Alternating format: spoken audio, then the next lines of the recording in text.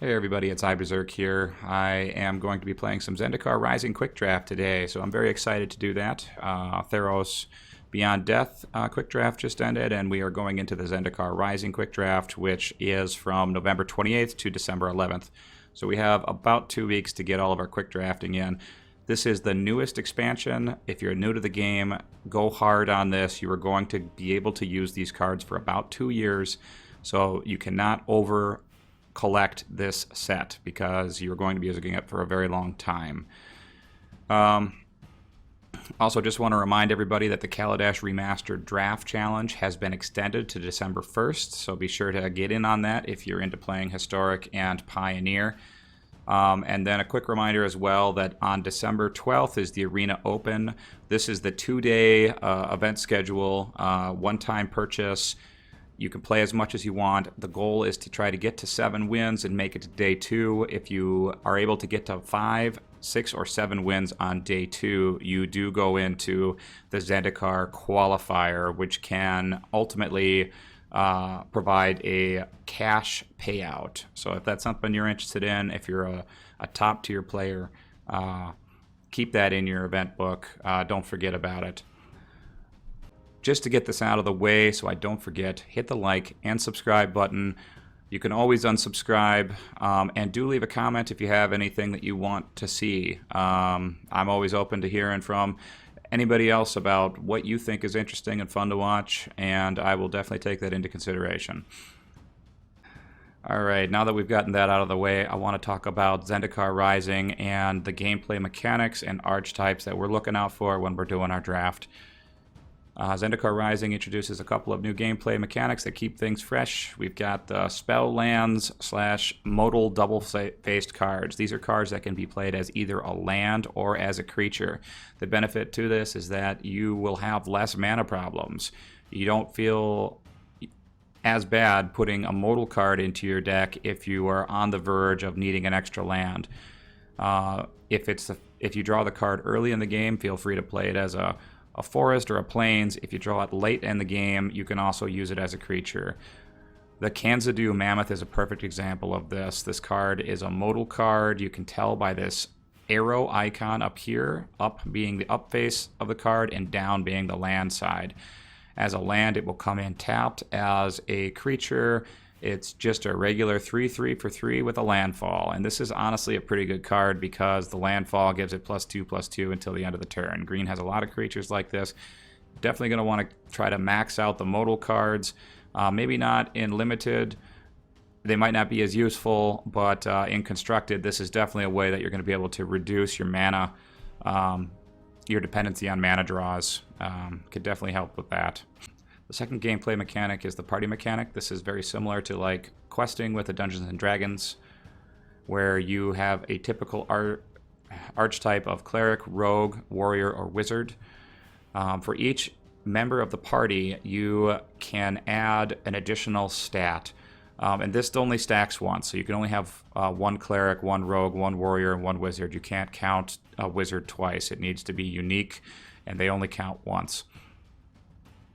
So, for an example, the Archpriest of Iona says that Archpriest of Iona's power is equal to the number of creatures in your party. So you can have up to 1 rogue, cleric, warrior, and wizard. Coming in with nothing else, this will be a 1/2. But if you have a full party of a rogue, warrior, wizard, this becomes a 4/2 for 1 mana cost. This is a pretty powerful mechanic because it spreads itself very well across different colors. It's not something that you need to stay within your color for. Party works equally well for just splashes of color and across color lines. Third gameplay mechanic we're going to talk about here is a kicker. A kicker is something that you can pay in addition to the actual spell's cost that will give you an additional ability. This is somewhat nice in that you can choose to gain the extra advantage by paying extra mana later in the game, but you can also use the card earlier in the game. I think a lot of the Zendikar Rising cards deal with mana and being flexible with how much mana you have and how you spend your mana. So the modal cards can be cast as either land or creature. These kicker cards can be cast earlier in the game at a lower mana cost, but then at the later part of the game, you can add additional mana to do an additional effect. Bloodchief's Thirst is a good example of this. For 1 mana cost, it's a sorcery that can destroy target creature or planeswalker with converted mana cost of 2 or less. If you choose to pay the additional 3 mana, making it a total of 4 mana, you can instead destroy any target creature or planeswalker. So you're converting this card from a card that can target a creature of 2 or less cost into a full-blown murder, essentially, is what this is doing. And then Landfall is the last gameplay mechanic. This is very unique. As a Landfall ability is something that will generate an effect every time you play a land on the battlefield. So the Skyclave Genopede here, you can see, is a 3-cost 3/1 with Trample, and every time a land is cast during your turn, its Landfall ability activates and gives it +2/+2. So on the 3rd turn, you could have a 3/1, and then on the 4th turn, as it's ready to attack, you can turn it into a 5/3 just by putting a land on the battlefield. This is very cool, and it's a very common theme across Zendikar Rising decks. Now let's get into our archetypes. These are your classic color combinations and how they draft in Limited. Zendikar Rising is a little unique in that it's less about staying within classic color pairings because the party system is unilateral across the colors, but there are still some subtleties amongst the activated abilities that create better pairings for some colors than others. A good example of this is green-white. This type of deck will play with a slower style. It builds +1/+1 counters with a shared emphasis on landfall between white and green. The way you want to play this deck is you want to try to gather creatures with a significant size advantage to overrun your opponent. Red-white is probably the closest to a classic aggro deck. This is going to be the most straightforward deck to play.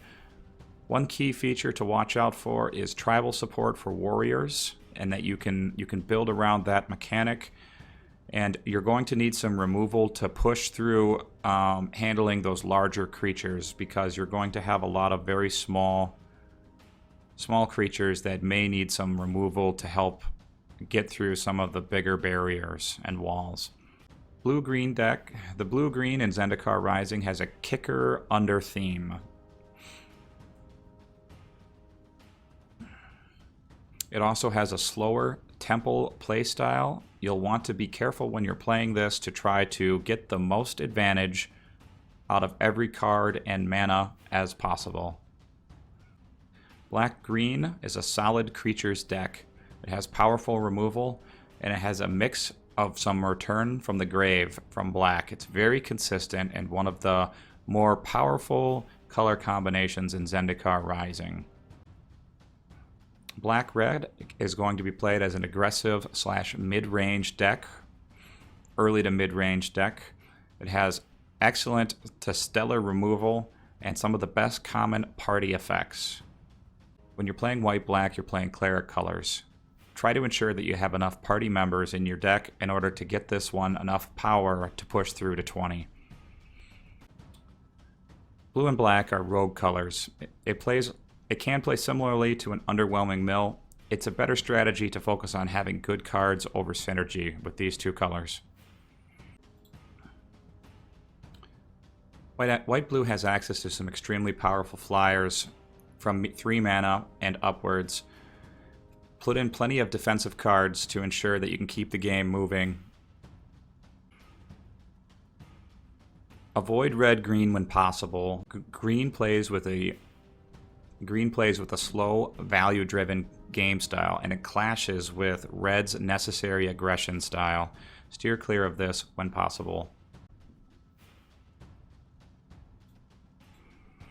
Blue-red is Wizards colors. It's a good color pairing, and it's easy for you to overrun an opponent based off of having good tempoing. All right, guys. Thank you all for watching. Good luck in the quick drafts, and I'll see you in the game.